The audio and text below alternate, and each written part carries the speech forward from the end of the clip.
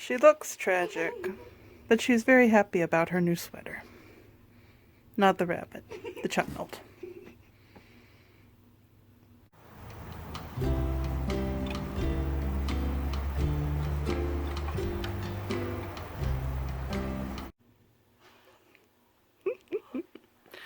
Okay, so lots of darning happened because loose threads on the back of the color work. Also, adorable rabbit. So this week, everything is horrible and cold, and we are doing Swiss darning, which I've never done before. Or at least we're doing some kind of darning that involves stitches matching and stretchiness matching and all that wonderful stuff. So this is a gorgeous alpaca sweater that a friend gave me because the elbows are blown out, right? And the inside, well, I mean, I would have shredded it the first week. It's amazing, but it's a very nice sweater, but, well, rings aren't conducive to pretty knot work, pretty color work, that thing. But, as you can see, the lines of darning kind of hold down the loose bits, even if I'm not flipping the knitting over to make sure that they are. And so there's, well, everywhere there was a snag on the outside I already hit. And now the places where things are looser on the inside, I'm putting a little vertical line. And then moving towards the more challenging parts. Now, this isn't bad. This is one elbow that's just, see that run? And then the other elbow, kind of working up my nerve towards it. See? So, I've reinforced the edges of it. It's not getting any worse. And I'll be tackling the inside soon. But I think we'll do the run next. I've already mended, but I want to do a quick little video with some of the basics of what I've learned. And besides, shoulders always need reinforcing, right? The whole weight of the garment hanging off of them. You might have a better way to secure your yarn. If you do, I encourage you to use it, because this works fine, but everybody's got preferences, right? Also, knitting is nothing but an endless series of loops. Endless series of little squiggles, right? So, see, this is the bottom of the squiggle. It goes up through there, following the squiggle. Now for me, following the squiggles up in a straight line made the most sense initially.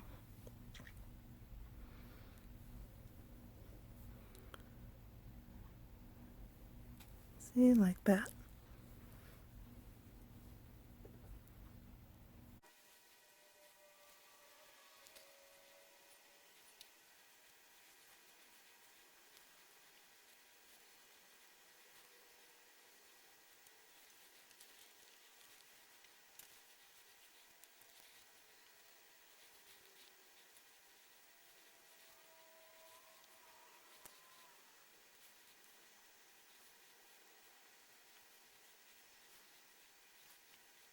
And that is why the vast majority of the mends on this sweater that I did are just long straight lines going up. I started at the bottom of the sweater and went up to where it needed help. But you have to figure out what works for your brain. I was just going with what clicked for me, and going with it long enough that I was able to do other shapes, right? So you figure out what shape works for you and you go with it. Might be going down like this.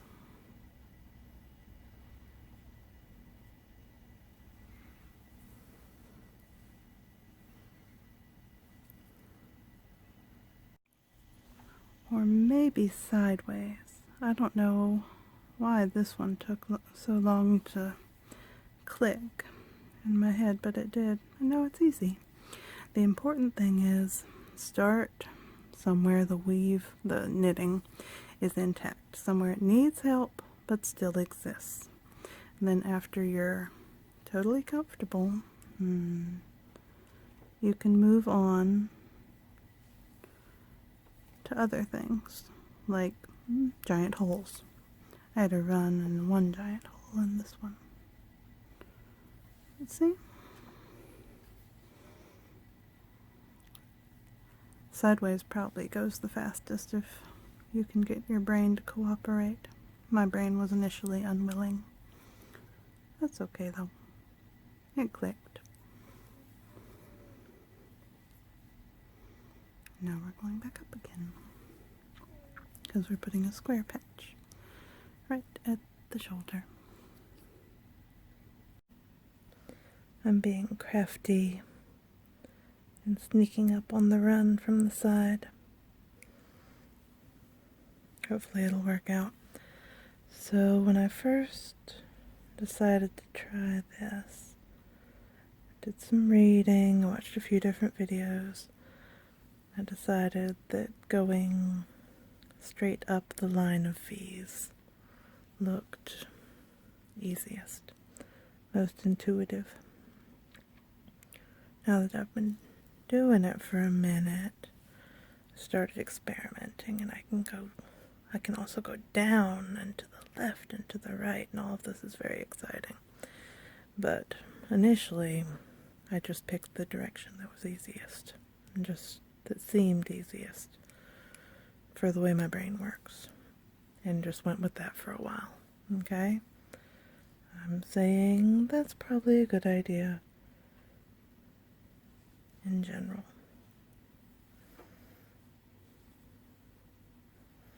And then, oh, this purple is, come here, you. Also alpaca. It was at the thrift shop a while back, and it's beautiful and soft and really annoyingly fragile, and I don't know what weight it officially is, probably lace or something. I believe it's finer than even sock weight yarn. As you can see, I'm using it doubled up.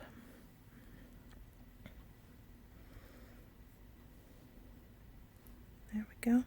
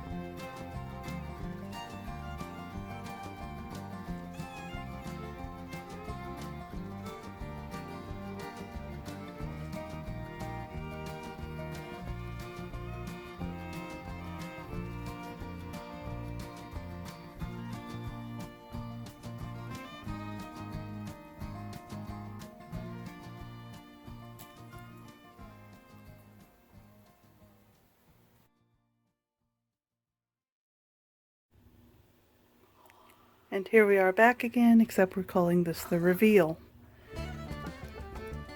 You can tell they're both thrilled. Hey, sweetheart. Funny girl. Alright, let's see your elbow. Let's see. Oh, that's where the enormous hole was. It's all nice and warm now. Turn around, my love. There. Not much on the back. Keep turning. Oh, no. Wait, no, that's where the hole was. This one must be the one with the run. There. What is that? What is what? That was just paper or something. There's where the run was. Oh, right there. Ta-da! We are very happy with our very warm new sweater. Darling, you're making me dizzy.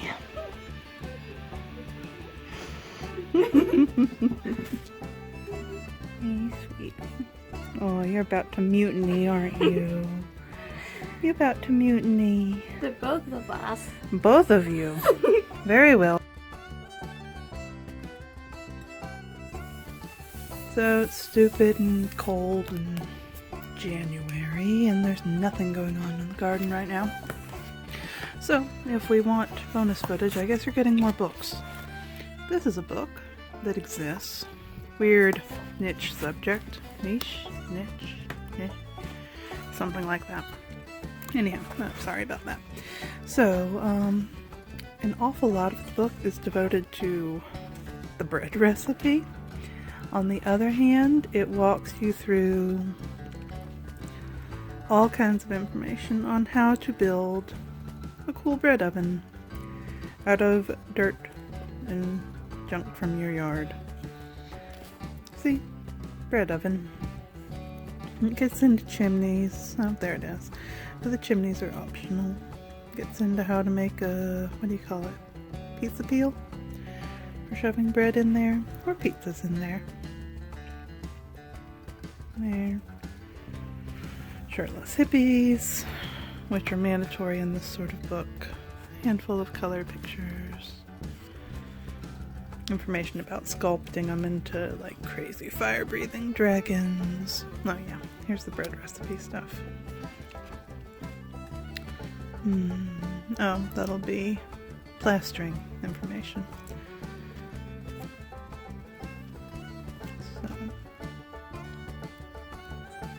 So if you have an interest in natural building and dragon oven and want a small project for your yard, this is a fun book that makes it accessible, that I'm in the process of using, but because my site is not in my yard but a little bit of a drive away, it's going slowly for me.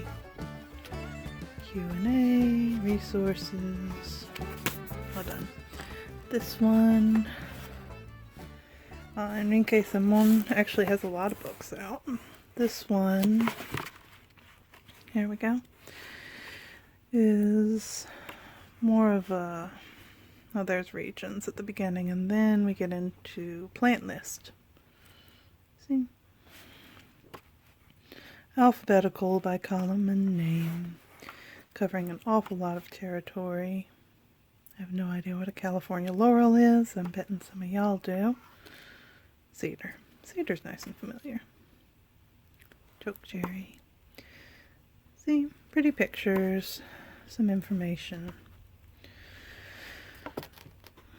Oh, those are very interesting. Good book to read in January.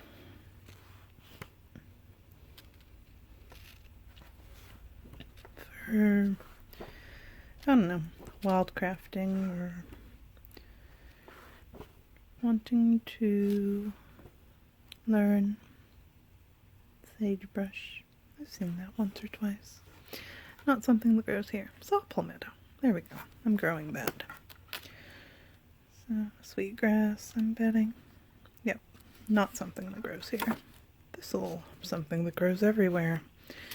Probably, I assume. Oh, tobacco. So, lovely book. Very interesting author. Oh, there's a simple word definitions thing. Ooh, further reading. That'll be fun. So, pretty book. Most excellent for January. Interesting book for something you've probably never thought about before, but would be super cool.